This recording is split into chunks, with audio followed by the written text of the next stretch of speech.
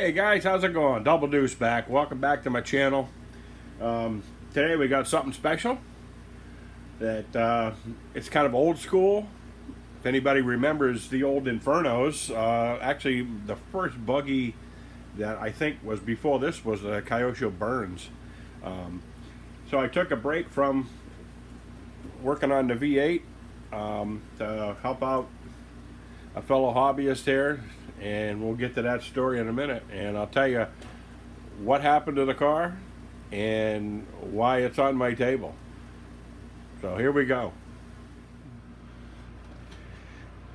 So my boss come up to me and he said that one of his friends that he knew was having some tough times, and he had, you know, an old RC car. He wanted to get the thing back up and running again.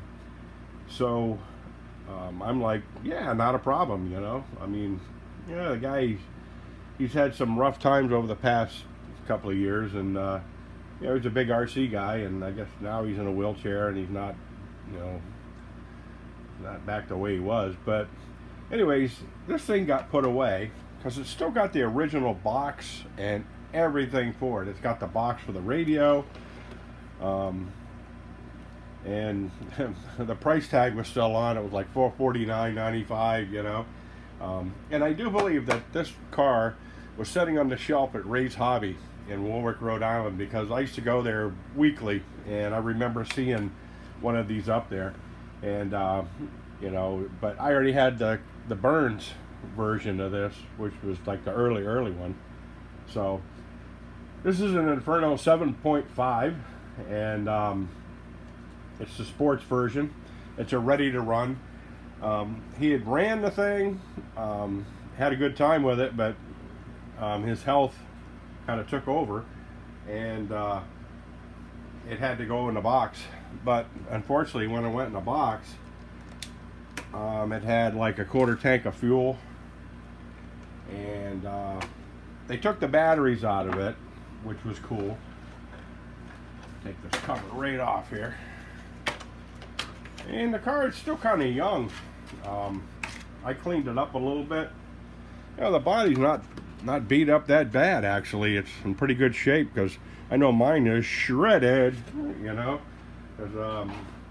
But you know, if you look at inside the car, it's pretty decent, actually. And so I put some fresh batteries in it. See if the radio was okay. That was okay. But the motor was stuck. So for any of you guys, I mean, the gas tank had the fuel had turned that, you know, like green jelly in there. And so I removed the fuel tank and I removed the engine. The carburetor, the air filter in this thing was a if you guys know what a air filter looks like after about 5 years, let alone setting for over 10. But so I gingerly took this off, and I blew it all out and everything, cleaned it up, and then I put a new piece of foam in here that, you know, hopefully it'll be fine. And one thing, you know, like what I did was I took the engine out, I took the rubber components off, the pull start, I took all that off, and I had went and got some lacquer thinner or acetone. And the motor, like I say, the motor was seized right up. You could not turn this thing, even with a pair of pliers. You couldn't turn the flywheel, and I didn't want to force it. I didn't know if it was blown up or what, because it was an unknown condition. So I had soaked this with acetone. I filled the thing right up. You know, took the glow plug out, filled it right up until it was running out the exhaust. And I let it set about, I don't know, half an hour. And I went back, and you could start turning the crankshaft. So I kind of cycled, you know, the lacquer thinner through the thing to kind of free it up. And the bearing sounded horrible and all that. So what I did was I took a little oil. It was like air tool oil, actually. It's like Marvel Mystery Oil, you know. And I mixed that in there with the lacquer thinner and let it set for another half hour or so. Came back, and the thing was free and smooth as silk. And And the fuel tank, what I basically did was I filled it right up with lacquer thinner and just let it set for about, you know, the hour and a half, 2 hour period. Come back, shake it up, dump out, you know, the excess, put some fresh stuff in there, and then I had pressurized the pressure fitting here to blow out. There's a collar in here that goes down to a brass filter, and if you guys have ever seen those, or you know, the ones that are a bunch of balls that are crumped together basically, and it cleaned it right out and everything else. So now it you know, it pulls over, it fires up. I took it out, and me and the boss was kind of like checking it out today, firing it up, and now the carb inside the your mixture needles and stuff, they got them little O-rings. Well, they're all shrunk up over time, so tonight I got to dig out some O-rings here. If not, I got another brand new carburetor, and I'll rob the O-rings out of that, and that way there we can get this old, you know, nostalgic thing back out and start running again. And if you guys remember the old radios, you had your channel flag on there and everything. This is a 2-channel. It was probably one of the, you know, not a top of the line radio back then, but this was a ready to run radio that came with it. And you know, you got your throttle trim, steering trim, you know, your reverse servo mounts here, and then you got your steering, you know, direction there, and how far it'll turn.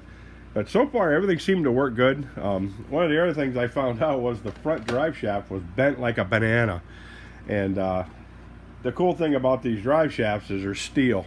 So I took it out, set it on the frame machine where I work, and just tapped it lightly and got it nice and true again. And then I put it on my lathe and checked it out to make sure it was perfect, and kept turning it and just giving it a little tap here and there. So now it's true, you know, nice and straight. And this wheel was kicked really bad over here. Like they must have caught something here and it must have buckled and bent this. So I tore apart the front sections and all that, and the back sections, and re-greased them. Everything seemed fine in there, nothing blown apart. No, you know, the bearings are okay. So anyway, hopefully he's in the hospital, I guess, right now, from what I understand, and he can't really use his hands very well. So hopefully somebody will, his daughter or something, will maybe fire this thing up for him and take it out and run it for him, because he's still into it, even though life has taken him down. You know what I mean? So, and it feels good to like help, you know, fellow hobbyists out that, you know, when you get them down, you know, they're down, you're down. You know, I've been down in my life, you know, and the radio control hobby has always been there for me, and but the thing is, I could work on them, you know, and he can't work on them. So if we can get this thing purring like a kitten and burning tire, because it's got some flat spots in the tire from sitting in the box all the years, I figure it'll take it out and burn a couple of tanks of fuel through it, and heat these tires up real good, because these things will balloon right up, and you know, put a grin on his face again. And we'll get him some after run oil, and that way there you can, after it's ran, put that in, remove the batteries if he wants to put it back in the box and save it. You know, that would be cool. So like I say, that's what Denny's been up to. Like I say, I took a break from all my stuff to help out somebody in need, and we'll get this up and running again and pay it forward, because that's what this hobby is all about, in my opinion. You know, so I don't have a problem with that at all. I rather enjoy doing this, and you know, it's cool to take some nostalgic thing, get it up and bring it back to life again, and take it out and blast with it. And you look back on a 20-year-old RC car, and you look at the new stuff today, and you know just how far advanced that these cars were back then. They're so balanced, and you know, they're just almost, they were the IFMAR world champion cars back then, and you know, now you know why. So they stood the test of time, and they still do. So anyways, I'll be coming up with some other videos. Like I say, I want to get that HGP 407 gearbox out and get that together. Now that I'm getting this thing up and running, and the work's done with this, I'll redo the carburetor tonight, and then my next video will be about the hopefully the HGB 407 gearbox there. We'll tear it apart and look inside it and see if there's some way we can modify that so it shifts better. And so you guys take care, and I'll catch you later.